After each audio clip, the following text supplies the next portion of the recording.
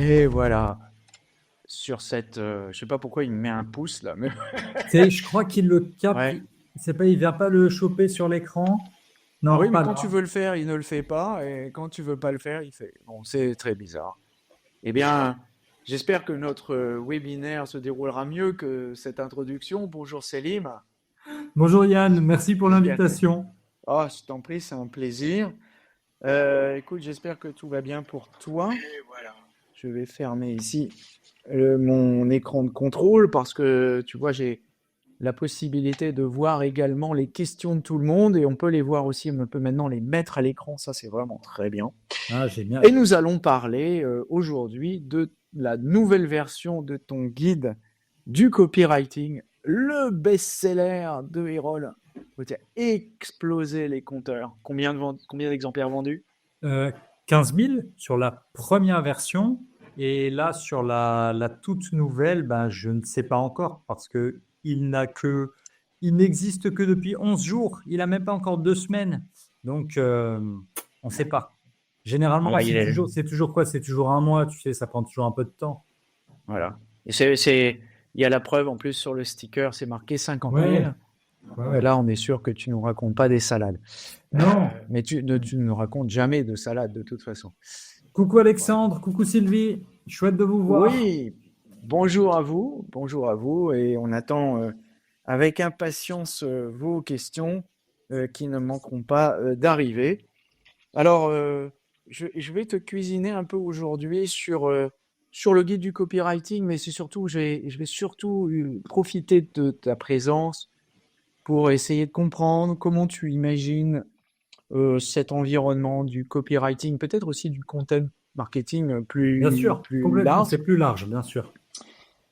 à l'ère de l'IA. Parce que, bon, malheureusement, on ne peut pas y échapper, surtout qu'en ce moment, je suppose que tu as vu, il y a pas mal d'IA, des AI bashing, plutôt. On est en train d'arriver à la deuxième phase. À la première, c'est tout le monde s'excite, c'est la révolution, c'est la révolution, c'est la révolution. La deuxième phase, c'est de la merde, c'est de la merde, c'est de la merde. Bien sûr, les premiers ont tort, les deuxièmes ont tort aussi. Mais bon, justement, c'est pour ça qu'on t'interviewe, c'est pour savoir véritablement comment ça va se passer dans le futur et à quoi il faut s'attendre. Qu'est-ce qu'il faut s'attendre côté des copywriters? À quoi il faut s'attendre côté des clients aussi, hein? Et oui, il y a un truc qui me frappe depuis l'arrivée des IA génératives, c'est le nombre décroissant et de façon impressionnante du nombre de livres blancs. Je parle même pas de la qualité. Bien sûr, C'est assez bien sûr. étonnant. On devrait avoir un outil qui fait exploser les contenus. Et en fait, non, c'est l'inverse qui se passe, c'est qu'il n'y en a plus. C'est très étonnant, très très très étonnant. Mais bon, avant d'arriver là, donc on, on l'a dit, il s'en est vendu beaucoup de ces livres, mais je pense aussi tu as eu énormément de retours. Alors, est-ce que tu peux nous faire un petit feedback des retours que tu as eu sur le livre? Qu'est-ce qui a plu? Qu'est-ce qui a fait que le livre marchait? Écoute, alors, ce qu'il y a de dur, c'est toujours dur de savoir pourquoi ça a fonctionné. Moi, j'ai 3 hypothèses, vraiment 3 hypothèses, ok.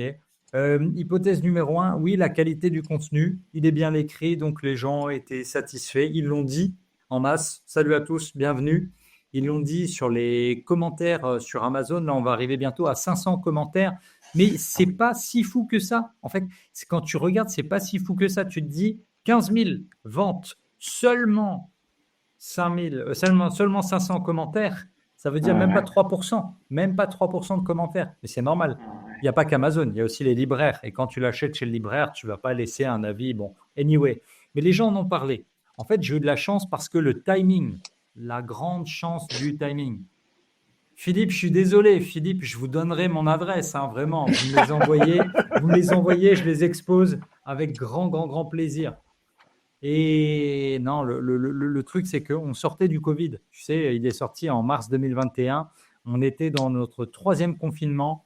Les gens pétaient un câble, ils voulaient changer de vie, ils voulaient arrêter de bosser dans la restauration, ils voulaient arrêter tout leur job. Et il y a eu pas mal de demandes sur ce métier-là. Et surtout, c'est parce que tout ce qui existait n'était que de la vente de formation en ligne. J'étais vraiment le premier sur les étagères, le premier en librairie, parce qu'il n'y avait pas eu de vraie référence depuis très très longtemps.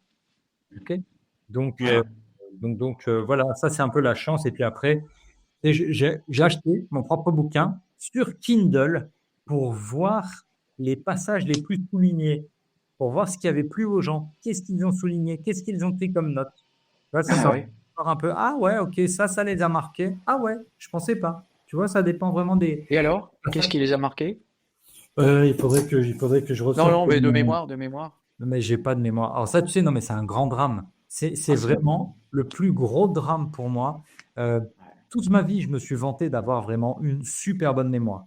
Alors, en 2011, je finis à question pour un champion, je me fais éclater en finale. OK. J'y retourne en 2018, je gagne. Bonne mémoire, ça va. Depuis quelques années, je me rends compte que j'ai du mal à retenir ma to-do list, retenir quoi que ce soit. Non, non, non, j'ai vraiment beaucoup, Et tu beaucoup de mal attribues à. ça à quoi? C'est trop de distractions, d'informations, de notifications, de... Trop. Et moi, j'ai pas tellement de notifs parce que mon téléphone, il est toujours en noir. Ok, j'ai pas de mail qui pop-up sur mon écran. Mais oui, trop d'utilisation, trop de réseaux sociaux, trop de snack content. Donc là, j'ai mis en place un programme de retrouver mon cerveau. Ça fait 3 semaines que je me suis remis à lire vraiment beaucoup et à dégager le téléphone le soir dès 21h. Je l'éteins en mode avion parce que sinon, je sens vraiment que je me mets en danger mentalement. Et que j'apprends rien. J'apprends rien en scrollant et en regardant des buts de Zlatan et de Haaland. C'est limité. D'accord avec toi, oui, il faut lire. Alors Thomas Sanaguéal, je ne sais pas comment on prononce son nom, j'espère que je ne me trompe pas, nous dit, première question, pourquoi malheureusement à l'ère de l'IA? Alors si c'est moi qui ai écrit malheureusement, je m'en excuse, ça doit être une erreur, ou alors un mélange, je me suis mélangé les crayons avec la reconnaissance vocale, c'est pas impossible. Non, non, il n'y a pas de malheureusement, on n'est ni dans le malheureux ni dans l'heureux, ici on est dans l'étude clinique de ce qui est en train de se passer. Et d'ailleurs, on va poser des questions très directes à notre ami Selim sur ce sujet-là. Alors, euh, avant de plonger d'ailleurs sur ce sujet de l'IA, quelles sont les principales évolutions justement que tu as apportées par rapport à la première version, si tu te souviens encore de ce que tu as fait? Ça va. Ça va. Mais c'est une bonne question, hein. Je pourrais plus te dire ce que j'ai fait sur le bouquin de l'an dernier. Celui-ci, oui. Celui-ci, ça va. Alors déjà, la grande mission, c'était de se dire, la première version, elle est sortie en 2021. Là, on est en 2025. Oh, novembre 2022, ChatGPT. Donc, on est dans un nouveau monde. Est-ce que toute la version 1, elle tient encore la route? Donc d'abord, je l'ai relu pour couper, enlever tout ce qui n'était plus bon, ok, tout ce qui n'était pas suffisamment bon. J'ai enlevé une vingtaine, trentaine de pages et derrière, on a quand même un livre qui fait 50 pages de plus. Donc il y a 80 pages nouvelles. Il y a de nouveaux chapitres. Il y a évidemment celui qui parle de l'IA. Il y a celui qui parle du copywriting pour les réseaux sociaux. Il y a aussi un peu plus de comportement consommateur parce que c'était un des oublis. En 2021, je n'avais pas mis assez l'accent, je trouve, sur le comportement du consommateur, sur le parcours avant d'acheter. Et puis, dans les grands changements, je dirais, c'est surtout aussi ma manière d'aborder le business. En 2020, quand je l'écris, je ne suis que copywriter, je ne suis pas encore formateur. Je deviens formateur en même temps. Donc, j'ai rajouté 5 ans de pratique personnelle du copywriting pour moi et pour les entreprises pour lesquelles je travaille entre 2020 et 2025, et surtout toutes les questions que m'ont posées mes apprentis copywriters entre 2021 et 2025. Parce que forcément, tu sais, à mesure que tu deviens expert, tu ne te poses plus les questions de base. Tu perds un peu, on va dire, la réalité du terrain. Mais non, eux, ils m'ont permis toujours de poser les bonnes questions chaque semaine pendant les 2 lives que j'anime. Donc, ce serait vraiment ça, tu vois. Plus de pratique, plus de comportement consommateur, un peu d'IA, mais vraiment légère. Avec, en fait, je ne sais pas si tu connais Aurélie Moulin, une experte Instagram. Elle a écrit 3 fois le guide Instagram chez Erol aussi. Elle en a la 3e D'accord. édition. Et Aurélie, en fait, elle a suivi ma formation sur le copywriting et l'IA. Ça s'appelait IA Cash Machine et Email Cash Machine. Elle m'a dit, en fait, par rapport à une autre formation qu'elle avait faite, je lui ai donné une approche beaucoup plus décomplexée, beaucoup moins dure. On n'est pas obligé de se prendre la tête comme des fous pour obtenir des résultats corrects avec l'IA. Donc ça, c'est D'accord. plutôt mon approche, quoi. D'accord. Donc voilà sur les Ok. modifications. Tu parlais de tes formations. Il y en a une qui s'appelle Copywriting Express, si mes souvenirs sont bons. Et Ouais, dedans, tu dévoiles la superstructure, comme je reprends tes termes, hein. bien sûr. C'est la structure idéale pour une page produit. Et j'ai cru comprendre que tu l'as donnée directement dans le bouquin. Alors, qu'est-ce qui t'a poussé à faire ça? Ouais. En fait, à l'ère d'Internet, si tu veux, c'est dur pour moi, dans ma tête, de me dire non, non, non, ça, tu vas faire de la rétention, tu vas le garder pour toi, tu vas bien le cacher dans la grosse formation chère. Aujourd'hui, la superstructure, elle est accessible à 24 euros dans le guide du copywriting parce que, alors, tu vas me dire que je suis complètement fou, mais en fait, j'ai une approche très, je vais pas dire républicaine, démocratique, hein. J'ai envie que tout le monde puisse lancer son business. Moi, j'ai pas été formé là-dedans au début. Je viens pas d'un milieu qui parle la langue du business. Et quand tu Mhm. veux lancer un projet, tu as besoin d'avoir des ressources facilement accessibles. Et je me suis dit, écoute, c'est pas grave. C'est pas parce que tu donnes tout le mode d'emploi que tu vas plus vendre derrière. Et c'est vrai, je continue de vendre, je continue de travailler. Donc, j'ai donné la superstructure dans Copywriting Express, je la donne toujours dans Protocole 10x10, dans Devenir copywriter 5 étoiles, mais aussi dans le livre. J'ai besoin que les gens ils lancent le produit. Et puis surtout, tu sais, je crois beaucoup en ayant lu d'autres auteurs. Et je l'ai dit là récemment, je sais que mon bouquin, il se fait pirater. Mais vraiment, mais du piratage, bon, sur toutes les plateformes, ok, streaming, illégal, pas content. Ça veut dire que sur chaque livre piraté, je perds 2 euros. Ok, le livre, il a 24 euros, je Ouais. touche 2,40 €. Je dois toucher 10% par bouquin. Mais c'est pas ça qui est important. C'est la circulation des idées.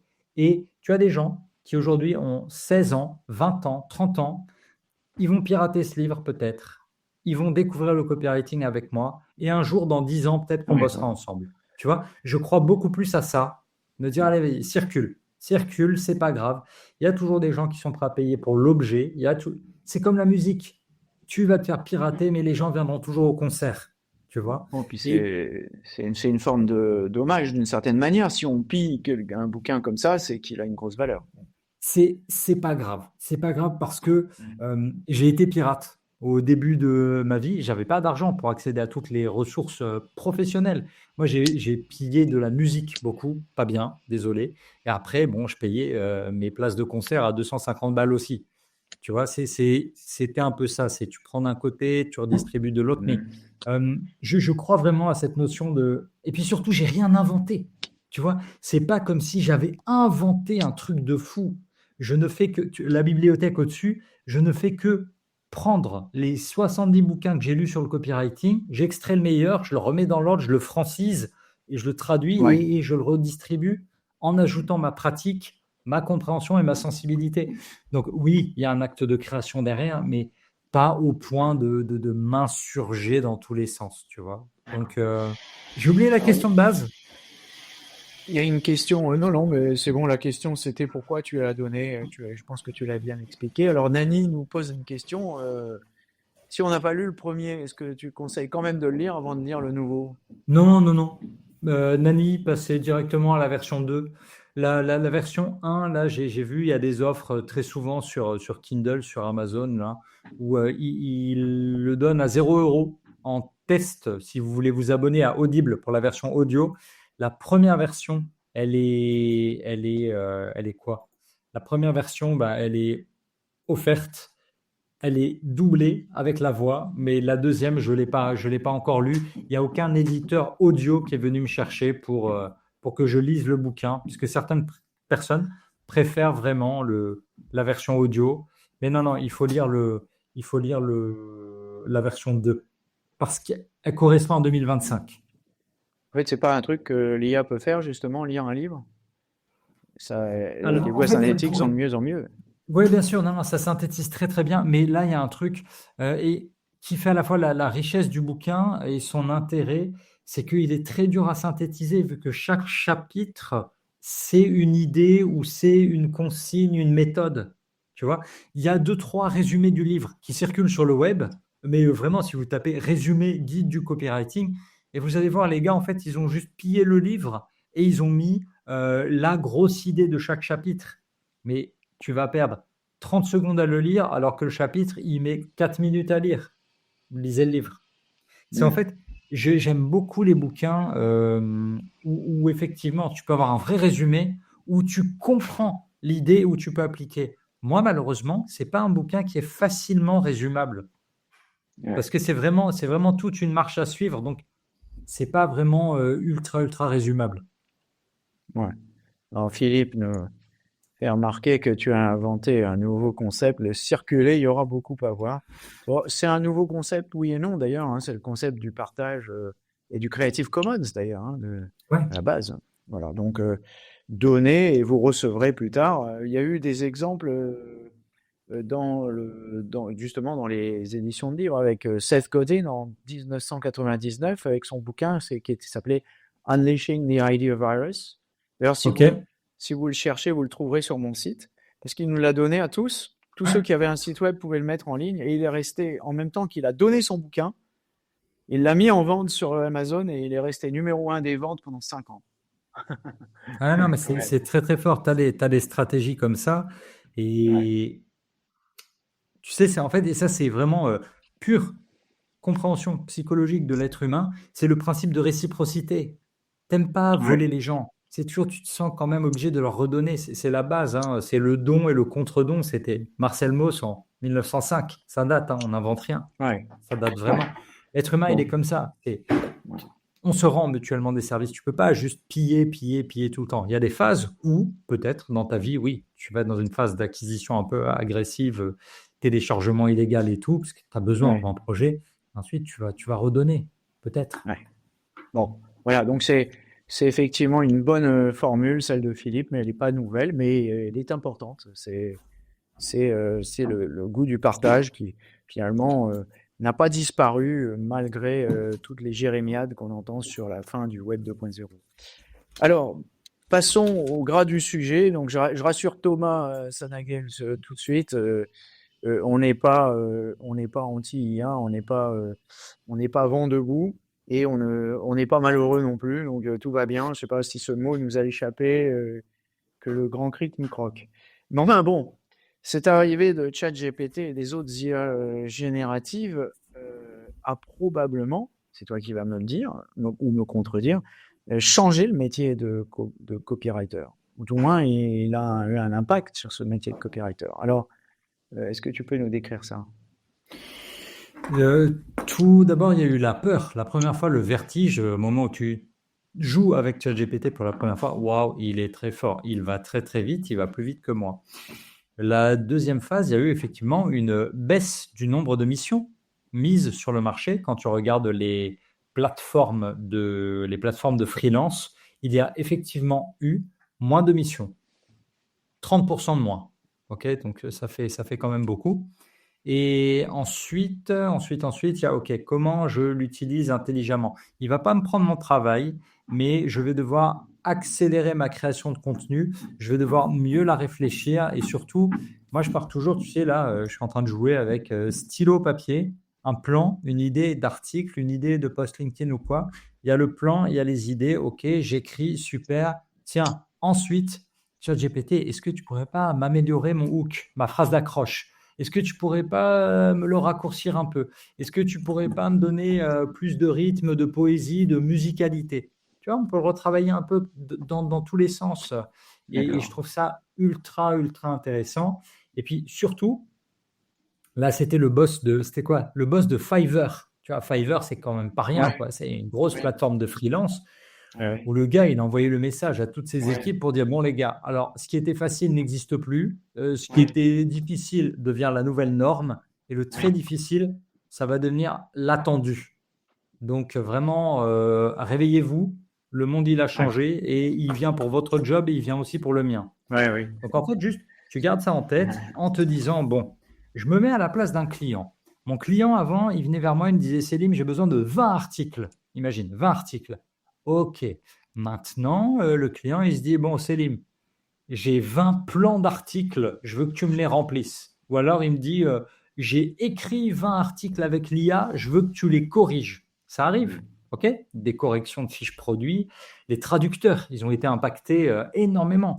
Tous les traducteurs, avant, on leur demandait des traductions de fiches produits, de shampoing, de tout. Ouais. Euh, et maintenant, c'est tiens, on a traduit ça, reprends-le s'il te plaît. Donc les prix sont tirés à la baisse. Il y a des métiers qui sont Ouais. fortement, fortement impactés.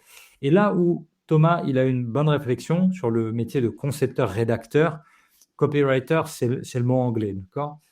Là, chez nous en français, on a concepteur-rédacteur. On a deux mots pour ça. Parce que d'abord, tu dois faire la conception. D'abord, tu dois avoir l'idée et la stratégie. Et ça, tout seul, ChatGPT ne peut pas aller te le chercher. L'idée, elle naît quand même chez toi. Après, tu vas jouer. Après, tu vas faire un ping-pong. C'est vraiment ton sparring partner. OK, j'ai telle idée pour la promotion. Par exemple, ChatGPT, je suis en pleine promotion de mon livre, le guide du copywriting. Donne-moi des idées pour en faire la promotion sur les réseaux sociaux. Ça, c'est faiblard. Donne-moi des idées pour faire de la promotion et que ce soit viral. Donne-moi 5 idées de concours un peu différents. Donne-moi des idées de concours telles qu'auraient pu les faire, je sais pas moi, Robert Greene ou Alex Hormozy ou Ryan Holiday ou Gary Vaynerchuk ou Seth Godin. Tu vois, réfléchir un peu comme ça, mais ça, c'est pas l'IA qui va te le souffler. Elle ne va te donner que des bonnes réponses si tu lui poses des bonnes questions. Donc, du Ouais. coup, on va rester quand même sur cette notion de est-ce que ta question est bonne? Est-ce que ta manière de Ouais. réfléchir est bonne?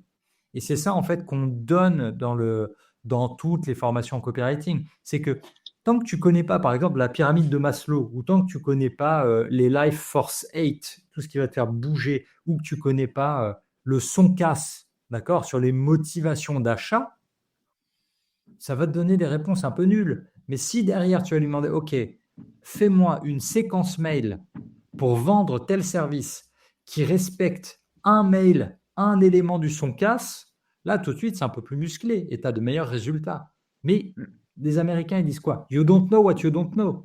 Tu ne sais pas ce que tu ne sais pas. Si tu ne connais pas le son casse, si personne ne t'a jamais parlé de la pyramide de Maslow, si personne ne t'a jamais parlé de Eugène Schwartz et la pyramide de sophistication, ok, tu peux pas savoir tout ça. Donc, tu vas pas poser les bonnes questions. Donc, ChatGPT ne te sort pas Ouais. de bonnes réponses. Ça reste un outil, d'accord? Pour moi, vraiment, ça reste un outil qui va accélérer les plans, qui va accélérer des textes, qui va donner plus d'idées, mais pas qui va tout faire à ta place. Ouais. Alors ça, je pense que de vue de notre fenêtre, on est assez conscient, surtout on a un peu de bouteille, donc. Mais pour le client qui lui peut-être est un petit peu plus jeune et un petit peu moins intéressé par ça, il voit quelque chose qui arrive très vite et qui est très puissant et qui est parfois même mieux fait que ce que font beaucoup d'humains, hein, soyons clairs, hein.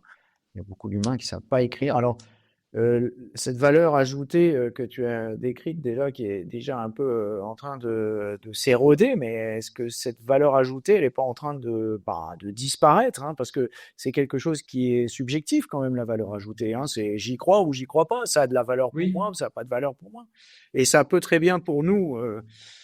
Parce qu'il y a la pyramide de machin chose qui est là et c'est fantastique, mais si pour le client il s'en fout puisqu'il la connaît pas, ça a peut-être plus de valeur justement. Mhm. C'est hyper compliqué. Ouais. Et puis, toujours se mettre à la place du client. Tu es un jeune, tu veux te lancer. Tu vois en ligne des gars qui te montrent comment automatiser ci, ça pour faire du dropshipping. Tiens, voilà la méthode pour trouver un bon produit qui cartonne. Tu le fais fabriquer en Chine et ensuite ton site internet, il est craché en 3 secondes par Lovable. Ben, c'est très bien, allons-y, c'est parti. Et tu fais ton Shopify et ta séquence mail, elle est là. Et tes pubs, tu les fabriques comme c'est trop bien. Pour eux, ça leur permet de se lancer. Ils ne se posent pas forcément tout de suite la question de la qualité. OK? Ils sont sur un objectif de ROI assez direct et je ne vais pas leur jeter la pierre pour ça. Maintenant, tu vas avoir un questionnement qui va être différent au niveau on va dire, mes gros clients, les boîtes du CAC 40. Quand je vais en formation copywriting, ben, tu vois que tous leurs salariés du département marketing, ils n'ont pas tous le même niveau. Même si c'est leur travail d'écrire au quotidien, c'est pas pareil. Tu en as toujours un ou deux qui touchent déjà un petit peu, d'accord, à l'IA et qui va dire, tiens, mais tu connais pas cette technique, ce machin, ce prompt. OK. Aujourd'hui, tu vois, du coup, c'est pour ça que j'ai été obligé de changer mon offre. Je ne suis plus que formateur en copywriting. J'ai été obligé de rajouter et IA. Parce que tous, ils me font venir pour ouais, écrire, c'est bien, mais s'il te plaît, apprends-leur à utiliser l'IA aussi. D'accord, je fais ça. Tu es Non, obligé. pour en revenir à ce que tu disais tout à l'heure, ce formidable engouement qu'il y a eu après le Covid, est-ce que ça vaut encore le coup de devenir copywriter aujourd'hui ou est-ce que c'est le futur ex-métier d'avenir? Ça, alors, forcément, si je dois défendre ma chapelle, je te dirais, mais oui, on aura toujours besoin de copywriting. Et pour le moment, j'y crois. Il faudra juste pas l'appeler copywriting. C'est tout. Tu vois, là, de plus en plus, c'est quand je discute avec les artisans du coin, quand je travaille avec les artisans locaux, je ne vais pas leur dire hey, salut, je suis copywriter. Ils connaissent déjà pas, d'accord? Personne n'utilise trop ce mot, mais on va plutôt dans la communication. Écrire pour vendre. OK? C'est vraiment écrire pour vendre.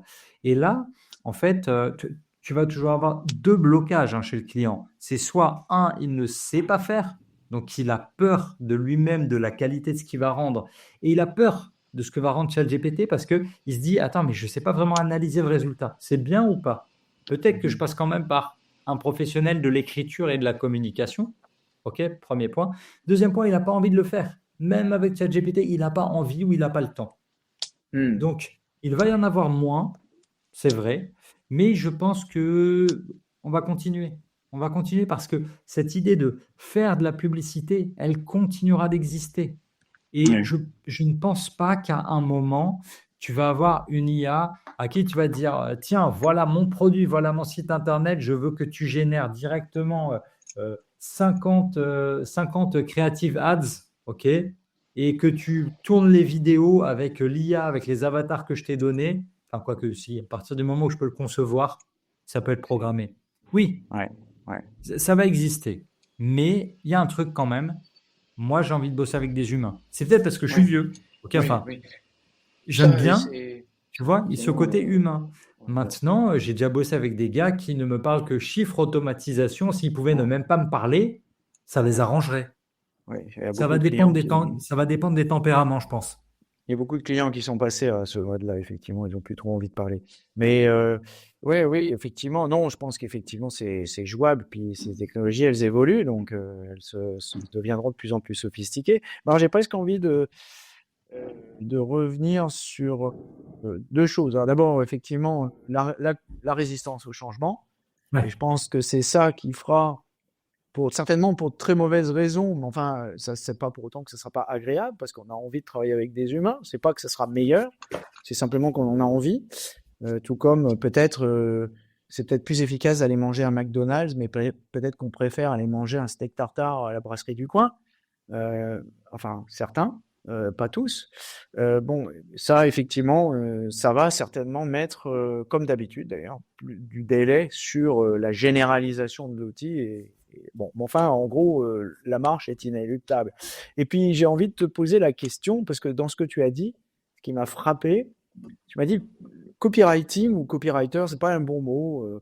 Ce qu'il faut faire, c'est écrire pour vendre. Pourquoi tu n'as pas changé le titre du livre justement et mettre écrire pour vendre? C'est une question à la Ah, mais chat non, mais GPT, alors, hein, ta question, elle est très très bien. Là, je suis vraiment sur. On en a parlé la semaine dernière là, avec mes apprentis copywriters. Je leur ai dit, mais les gars, en fait, là, j'ai déjà une série de 6 livres à venir. Écrire pour vendre pour les startups, écrire pour vendre pour les artisans, écrire pour vendre pour les coachs, consultants, thérapeutes, professions libérales. Tu vois? Parce que copywriting, oui, c'est bien. Ok, c'est génial, c'est cool, c'est fait. Mais à y réfléchir aujourd'hui, je ne le ressortirai pas sous le même titre. Tu me dis, on aurait pu le changer pour la version 2. Il était déjà trop inscrit. pourquoi j'ai fait ça là? Pourquoi j'ai fait les mots magiques? Parce que dans ma tête, je me suis dit, mais oui, en fait, c'est ça les mots magiques. Et il y a des jours où j'aurais envie de prendre le programme qui est dans le guide du copywriting et mettre la couverture les mots magiques. Mais en fait, il faut faire encore différemment. Il faut écrire un bouquin ou faire une formation qui s'appelle Écrire pour vendre. Voilà. Tu vois. Et c'est une très très bonne question. Le projet il est prêt. Il n'y a plus qu'à. Il n'y a plus qu'à écrire. Après, il faudra voir si ça se vend mieux. Ça sortira pas chez un éditeur. Là, pour le coup, je vais les sortir vraiment en D'accord. auto-édition. Et alors, justement, les mots magiques dont on a parlé d'ailleurs il n'y a pas si longtemps que ça sur Visionary Marketing, Oui. ça s'est vendu plus ou moins que le copywriting? Parce que Moi, finalement, moi. voilà. Et c'est peut-être justement l'inverse, en fait. C'est peut-être que justement, on a un terme qui est incompréhensible, mais qui interpelle. Et que, puisqu'il interpelle, eh bien, c'est ça qui crée qui crée l'engouement, peut-être. Écoute, il y a plein de questions hein, par rapport au titre, les mots magiques. Est-ce que la promesse était trop faible? Est-ce que on n'en avait juste pas besoin? Qui a envie d'acheter une liste de mots? Ça intéresse qui une liste de mots? Ouais. Ok. Puis là, pour le coup, les IA sont très bons pour faire des listes. Voilà. Donc c'était peut-être alors que pourtant à l'intérieur il est bien pensé. Hein. C'est Ouais. chaque mot, son utilisation, où est-ce que tu le mets dans toute ta stratégie de contenu.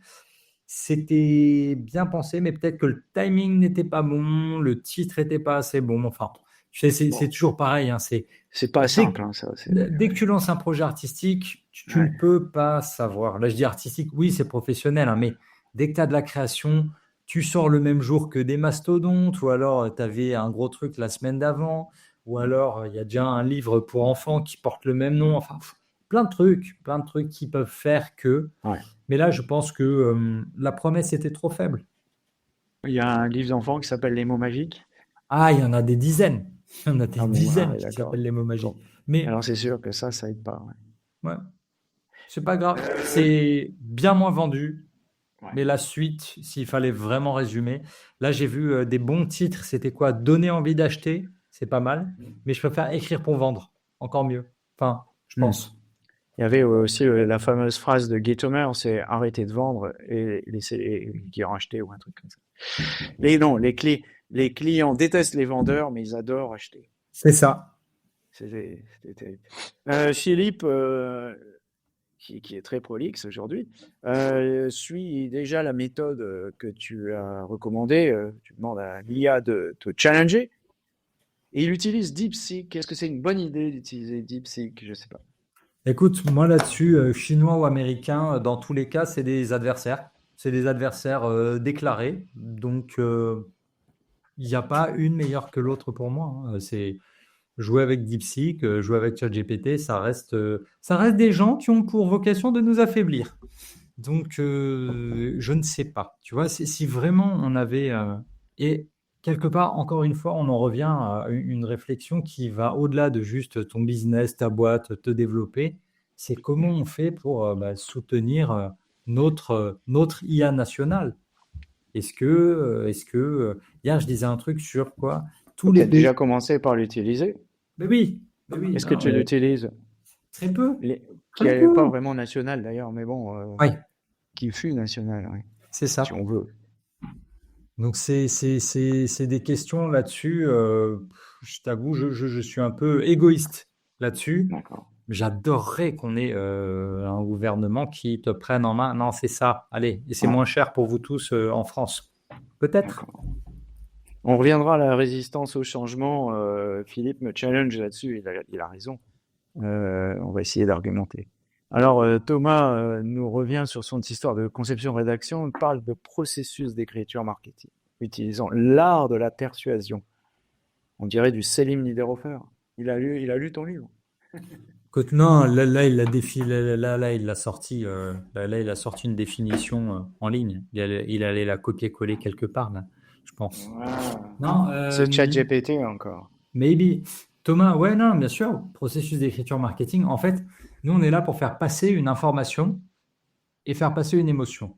Le copywriting, c'est vraiment d'abord pour moi l'art d'agencer l'information. On fait du Lego, on fait vraiment des Lego. Et après, le Lego, s'il peut être beau, s'il peut être plaisant, c'est encore mieux. D'accord? La Ouais. bonne structure, je dois donner la bonne info, mais pour donner la bonne info, on va dire que ce n'est pas suffisant. Il faut que je leur donne envie de tout lire, de tout comprendre. OK, et c'est là qu'en fait, les mots magiques, tu vas les injecter dans ton texte. C'est bien d'avoir ta structure, argument 1, argument 2, argument 3, call to action. OK, comment je vais l'écrire de telle manière que le lecteur, il se sente concerné? Je vais le vous voyez ou le tutoyer. Je vais avoir du rythme un peu rapide. Je vais mettre des exemples très, très visuels. Je vais ajouter de la douleur. Ça, c'est le copywriting. Aller chercher vraiment les tripes du lecteur. Donc, Ouais. Alors, Thomas nous confirme que c'était une définition du web. Avant d'en arriver à la question de Philippe sur la conduite du changement, ou plutôt sa remarque, remarque de Thomas également, mais qui peut peut-être expliquer, selon lui sans doute, les moindres ventes sur les mots magiques, c'est que les mots auraient, selon lui, moins de poids que le choc des photos. Là, on dirait une de Paris Match. c'est ça. Le poids des mots, le choc des photos. Là-dessus, Thomas, oui, clairement. Et c'est pour ça que dans les années 60, ce qu'on appelle la révolution créative, tu as Bill Bernbach, un des 3 cofondateurs de DDB, l'agence de pub. C'est lui qui crée le tandem, ce qu'on appelle le team créa. Un copywriter qui touche les mots, un directeur artistique qui s'occupe du visuel. D'accord? Aujourd'hui, sur LinkedIn, c'est un peu plus rare de percer avec un texte uniquement, mais texte et photo, ça marche bien. Texte et vidéo, alors, la vidéo, c'est pas toujours fou, hein, les résultats sur LinkedIn. On dit qu'une photo, une image vaut 1000 mots et forcément, une vidéo, ça en vaut 1 million. Alors, c'est beaucoup, beaucoup plus fort. Mais dans ta vidéo, il y a quelqu'un qui l'a écrite. Dans la vidéo, il va y avoir des mots. Dans la vidéo, ça ne va pas juste être une image. Et aujourd'hui, ça fait partie des missions du copywriter d'écrire des shorts, des vidéos verticales pour TikTok, pour YouTube, pour Instagram. Ça fait partie des missions du copywriter aussi de rédiger ce qu'on appelle des VSL ou des vidéos de vente, vidéo sales letter, et de la vidéo que tu montes limite comme une pub. Bonjour, si vous êtes là dans mon webinaire, aujourd'hui je vais vous apprendre bla bla bla bla bla. Vous avez telle douleur, ok. Vous avez déjà essayé ça, ok. Moi je vais vous présenter la solution qui a permis à Marie, 47 ans, de faire gna gna gna gna gna. Voilà comment j'ai fait, voilà mon parcours, ta ta ta. Tu vois, mais tu écris toute la vidéo. Avant, tu écrivais un texte de vente. Maintenant, tu écris une vidéo de vente. Soit elle est jouée en direct lors d'un webinaire, soit elle est enregistrée et tu peux avoir le choix de juste la personne qui te parle et des mots qui s'affichent à l'écran et des coupures avec quelqu'un qui tape sur le clavier pour montrer le job de copywriter. Tout ça, quand même, il faut l'apprendre. On ne devient pas monteur vidéo, d'accord? On travaille avec des monteurs vidéo. On ne devient pas photographe. On bosse avec Nano Banana et avec des photographes. Oui, aujourd'hui, copywriter, ça reste quand même un métier qui est très créatif. Et moi, j'ai beaucoup de mes idées qui me viennent visuellement. Je suis pas bon visuellement. Donc, je fais des trucs, je fais des tests avec Nano Banana ou ChatGPT. Et ensuite, j'envoie à ma graphiste en lui disant, tiens, j'ai mon truc qui est moche, fais-moi ça en beau, s'il te plaît. Tu vois, parce que j'ai la flemme. En fait, j'ai la flemme de passer des heures et des heures à réitérer mes demandes alors qu'elle, elle va comprendre en une seule fois. Ouais, ok. Mais je reviens à cette question quand même. D'accord, l'image est importante et je dirais c'est pas nouveau depuis la Renaissance. Oui, bien sûr. Est-ce que pour autant le mot est mort? Non, mais On non. ne cesse d'entendre des jérémiades comme quoi plus personne ne lit, ça sert plus à rien d'écrire, personne ne lit. Et pourtant, il sort des centaines de livres à chaque fois que la rentrée arrive. Même il y en a tellement, on n'arrive même pas à suivre. Alors les gens savent plus lire, mais ils savent encore écrire, c'est ça? Ben, c'était un des reproches que le patron de Gallimard a très bien formulé. Il leur a dit, mais arrêtez de nous envoyer vos manuscrits. Ok? Arrêtez, on n'en peut plus, on en a trop. Il y en a un autre qui disait quoi? Il y aura bientôt plus d'écrivains que de lecteurs en France, parce qu'il en recevait beaucoup trop. Non, je pense qu'en fait, vu que maintenant, tu as beaucoup de gens qui savent, tu parlais du Moyen Âge. Oui, c'est dur de retranscrire tout l'évangile, de faire tout apprendre à tout le monde en latin en plus. Vas-y, fais des vitraux. Au moins, l'histoire, elle rentrera beaucoup plus facilement dans la tête des gens. Mm, Évidemment. mm. Ok? Ouais. Enfin, Là, ça, c'est pas nouveau. En Bretagne, on éduquait, on faisait le catéchisme comme ça avec les calvaires, hein. C'est ça que les oui. calvaires bretons, c'est à ça qu'ils servaient. C'est pour ça qu'il y a tant de personnages, parce que comme ils savaient pas forcément lire, on leur expliquait en images sur le calvaire les histoires diverses et variées de la Bible ou autres. Mais tu sais, alors, on en revient toujours hein, dans la communication, on revient toujours à la Bible. J'ai un bouquin qui est juste au-dessus qui s'appelle De Jésus à Kim Kardashian, tout savoir sur la communication. Tu vois, parce que on reprend des techniques comme ça. On est en train de parler de quoi, pardon? J'ai Je sais oublié. pas, de Jésus et de Kim Kardashian. On en C'est était ça. à Dans dire la même phrase, c'est dur. oui, là, je dois avouer, là, j'ai eu un Non, peu de mal. sur le poids des mots. Sur le poids des Sur le mots, poids des mots, ouais. le mot, il aura toujours son importance. Le mot, il va continuer de déclencher des guerres. Si Poutine, il décide qu'à un moment, tu dis un mot de travers, on va se le prendre dans la tête. D'accord? C'est de la communication entre êtres humains. Il y aura toujours des mots qui vont faire adhérer à une idéologie et derrière, tu envoies tout le monde à la guerre. C'est le jeu. Les Mm. mots, ils fonctionneront toujours. Il faut savoir les manier. Les mots, c'est le politique. Les mots, c'est le commerce. Ça continuera de fonctionner comme Ouais. ça. Et puis après, bon, forcément, tu as des mots qui sont plus forts en B2B. Tu vas être dans quelque chose de plus rationnel, tu vas être plus dans un investissement, alors qu'en B2C, tu seras plus dans une notion de plaisir. Okay. Mm. Donc ça, effectivement, tu peux avoir des groupes de mots différents. Mais non, le mot n'est pas mort. Le mot a encore son mot à dire. Alexandre a une explication, et je pense qu'il a raison, effectivement. Il y a moins de lecteurs, mais ceux qui restent sont alors, je sais pas comment on dit, Des power des, users, des gros lecteurs.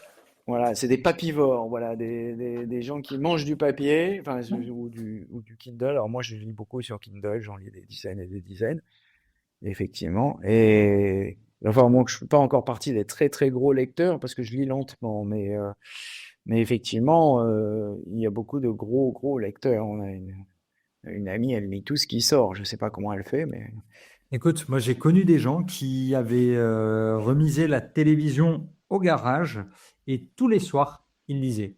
Tous les soirs. mm, Je trouve ça fou. Moi, je me fais exploser la tête par Netflix, Amazon, Canal+, HBO Max, Disney+. J'ai tout, je paye tout. Je perds trop de temps. Je perds trop de temps à regarder ouais, des ouais, trucs ouais, nuls. Tu vois? ouais, Donc ouais, là, c'est pour ça, là, je me suis recentré début novembre. On arrête, on lève le pied. ouais. Il faut se remettre à la lecture. Alors, Thomas nous dit que le poste qu'il s'appuierait que sur un texte seul n'aurait pas d'impact. C'est marrant parce que de Non. mémoire, à l'école, on m'avait appris que la publicité qui de tout temps avait eu le plus de succès, je crois que c'était David Ogilvy, qui avait une publicité toute écrite de A à Z. C'était que un gros blabla, en plus écrit tout petit. Il faudra que je la retrouve. Je vais la rechercher. On va vous la retrouver. Il y en a, ouais, il y en a plein, il y en a plein. Non, Je non, me trompe pas, hein, c'est ça? non, non, ça fonctionne toujours, mais ce qui se passe, c'est que les plateformes, là, on a en face de nous des ingénieurs de Stanford qui développent des produits addictifs. Ils savent très Hmm. bien que l'image fonctionne bien. Ils savent qu'il faut qu'il y ait du mouvement, donc ils nous mettent des petites vidéos avec LinkedIn Learning chaque fois que tu scrolles un peu. Le texte seul fonctionne encore. Comment je le sais? Un, parce que je le teste encore parfois. Deux, j'ai des ghostwriters et des copywriters avec qui je travaille qui me montrent leur performance, parfois chez eux, parfois chez certains de leurs clients. Et le texte encore peut fonctionner. C'était quand? C'était le mois dernier. On a eu une panne mondiale sur Canva. Et là, tout le monde était en PLS parce que Canva ne marche plus. Alors, tu as vu des textes revenir sur LinkedIn et ça a quand même bien marché. Le texte, il marchera toujours. Et alors, c'est très drôle. Je lisais hier un bouquin. Là, il est juste au-dessus. Je sais pas où je l'ai mis il est là, juste là. C'est Pierre Assouline. Pierre Assouline, il a écrit un bouquin qui s'appelle Comment écrire. Et dans Comment écrire, il y a une technique de relecture qui est très très forte, qui est pas loin de ce que j'utilise, qui disait, il y avait un écrivain, pour être sûr que son texte était bon, il l'imprimait ultra serré, en police très petite, il se le relisait, il le faisait lire. Si les gens ils s'accrochaient, ils se disaient que c'était bon. Moi, je fais à peu près pareil quand je mets en page, donc des pages de vente, je livre le texte seul. Si le client il arrive avec le texte seul à se projeter, forcément, une fois qu'il sera mis en page, qu'il sera joli, qu'il y aura du gras, un peu d'italique, des citations, des intertitres, que ce sera maquillé vraiment, ce sera sublime. D'accord? Mais Ouais, le texte, il fonctionnera toujours. Un texte bien écrit, tu as des textes qui sont simples et qui fonctionnent, qui te tiennent du début à ouais, la fin. ouais, ouais. Alors j'en ai retrouvé une, alors j'en ai retrouvé une de Ogilvy, mais c'est pas celle-là, hein. C'est pas celle-là qui est entièrement. Alors je vais essayer de la partager si j'y arrive. D'ailleurs, je vais essayer d'enlever le commentaire de Sylvain et je vais essayer de partager mon écran. Euh, je sais pas si ça va fonctionner, hein. Tu me diras, tu me diras si ça fonctionne. C'est pas celle-là. C'est celle-là, voilà.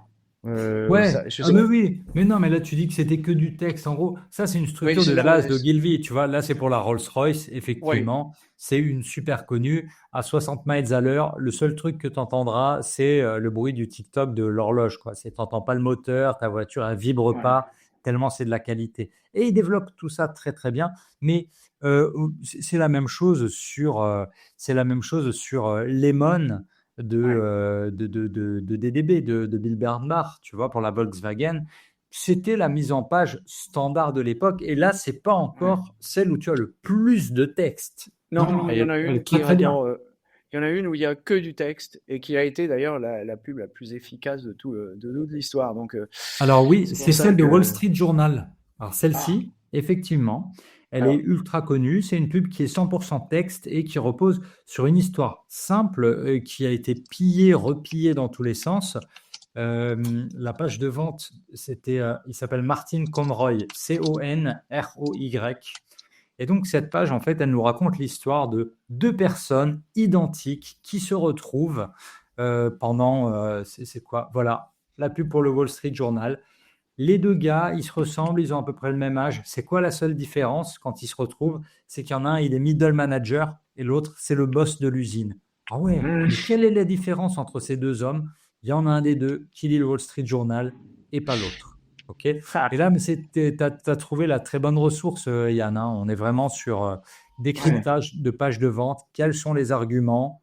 Comment ça fonctionne? Et effectivement, on dit que cette page, c'est la plus rentable au monde parce qu'elle a tourné, je crois, pendant 29 ans. OK? Pendant voilà. 29 ans, elle a été utilisée. Ah, la vache. Et pourquoi on arrête de l'utiliser?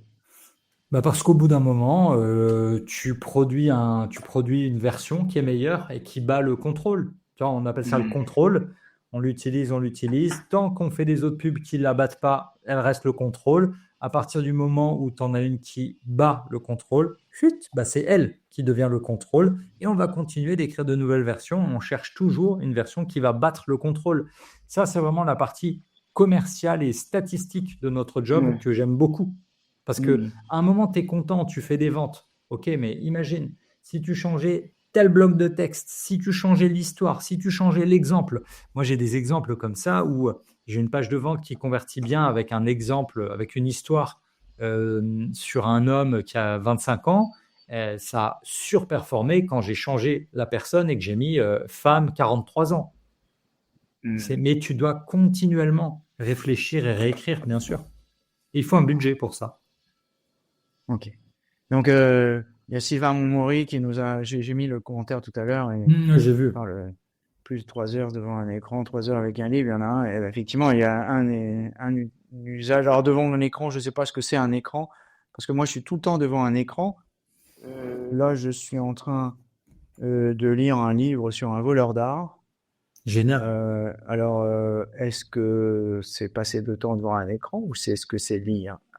Et ça me perturbe un peu parce que cette histoire, c'est pas tellement passer de temps devant un écran qui est grave, c'est passer devant un écran, être passif à ne faire que des choses qui sont pas forcément très intéressantes ni très éducatives. Ouais, bien sûr. Après, voilà.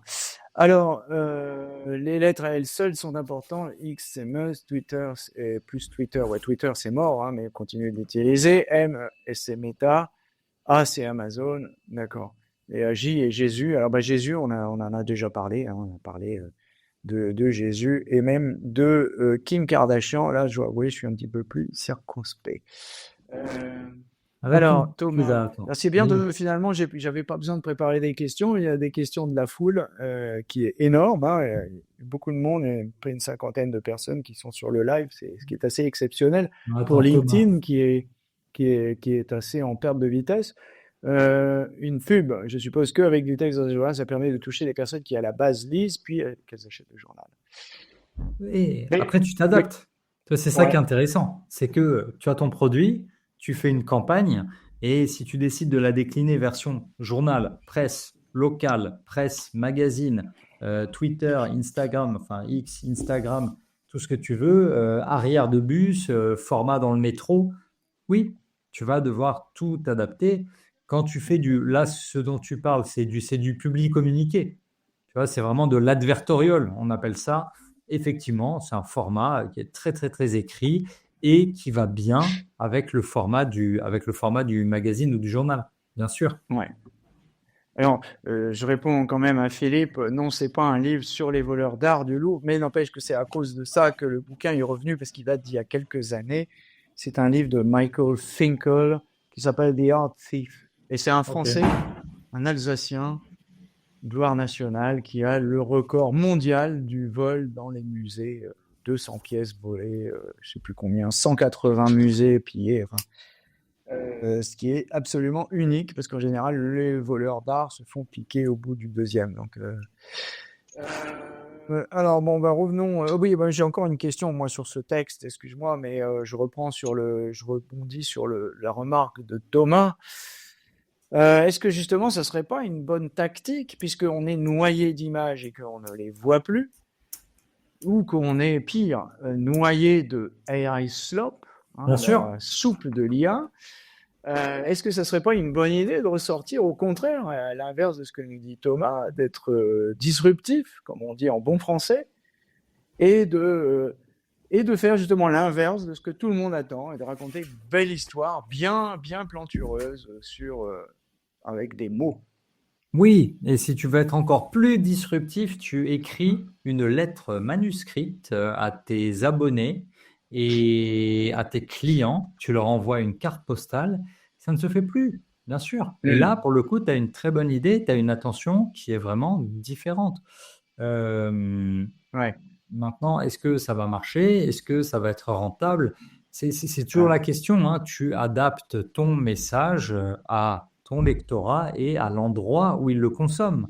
Tu vois, là, je me suis mis, hier soir, je me suis mis à lire un truc que j'avais commandé il y a 2 ans, je crois. Le dernier Gary Vaynerchuk, c'était Day Trading Attention. Je crois qu'il y parle beaucoup de TikTok, mais pas que. Et c'est intéressant. Tu es obligé de t'adapter. En fait, le truc, et c'est ça que j'admire chez certains marketeurs, leur capacité à comprendre, oh là, il y a une plateforme qui se développe, il faut y aller maintenant, pendant que le coût de l'attention n'est pas cher, pendant que les pubs, elles ne sont pas encore chères là-dessus. Là, LinkedIn, tu vois, on commence à arriver trop tard. TikTok, pareil, trop tard. Là, Reddit, ils font un carton. Est-ce que ce n'est pas le moment d'aller balancer de la pub sur Reddit? Pinterest, un peu en perte de vitesse, visiblement, à voir. Ok, tu vois, en fait, il y a toute cette réflexion. Alors, attends, déjà, enfin un Alsacien connu, Philippe, je ne sais pas d'où vous venez, mais on ne va pas être amis, d'accord? Parce qu'on a beaucoup d'Alsaciens connus, énormément, ne serait-ce que Sébastien Loeb, chez nous, c'est important. Victor Schulcher aussi. Bien sûr. Et attends, on a Audrey qui nous dit là, sur la pub de Petit Bambou, avec juste quelques mots. Oui, ça, j'avais décrypté, on avait discuté. Quelques mots. Dans le métro, tu avais Petit Bambou qui vous disait voilà, quelques mots de calme, on n'est pas là pour vous vendre un gros logo, gna gna gna gna gna. Il y avait 6 lignes, 5 ou 6 lignes de texte seulement réparties sur 2 écrans.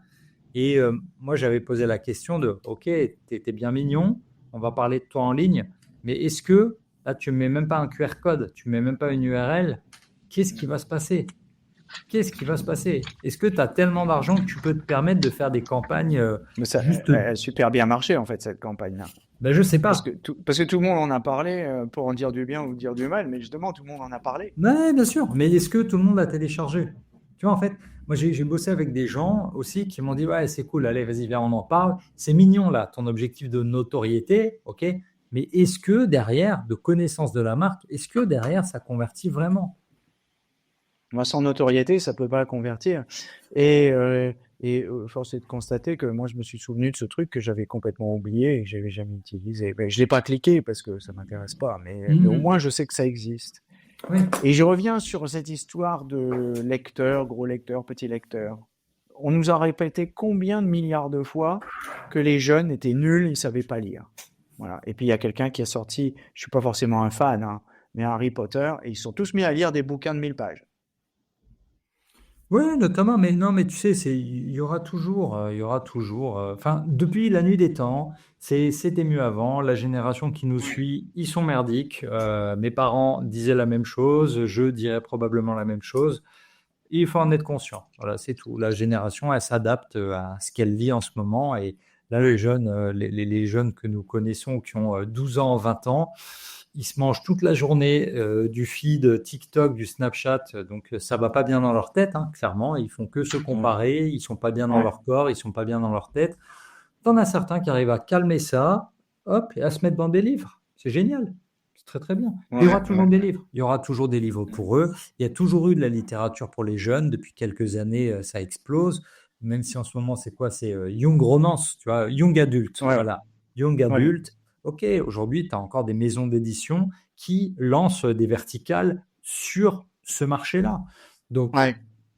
ça se vendra. Moi, j'ai pas de crainte par rapport à ça. Et puis, tu as des parents aussi. Tu auras toujours des mouvements de résistance. Ok, Ouais. tu auras toujours des mouvements de résistance aux écrans parce que là, on commence à voir les effets. Alors, Autant il y a quelques années, on ouais. ne savait pas trop. Là, maintenant, les effets, ils sont clairs. Et puis le jour où les bouquins auront disparu, comme dans Fahrenheit 451, on les apprendra par cœur pour les raconter aux autres. Euh, qui parle de persuasion parle de psychologie.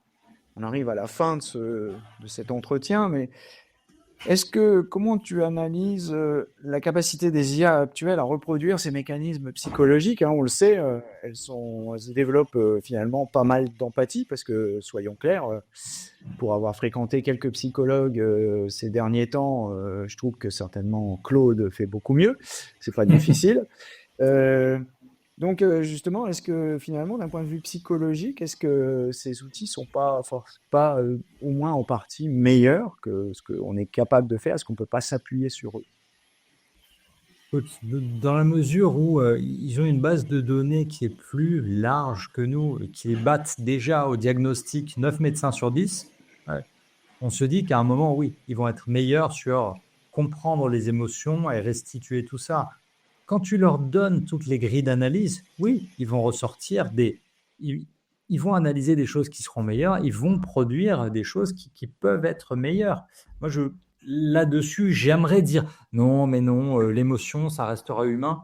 Non, en fait, avec tout ce qui a été écrit dans tous les livres de littérature, de toutes les chansons qui ont été chantées, analysées, tous les films, et les IA, à un moment, elles vont comprendre, elles vont nous rattraper.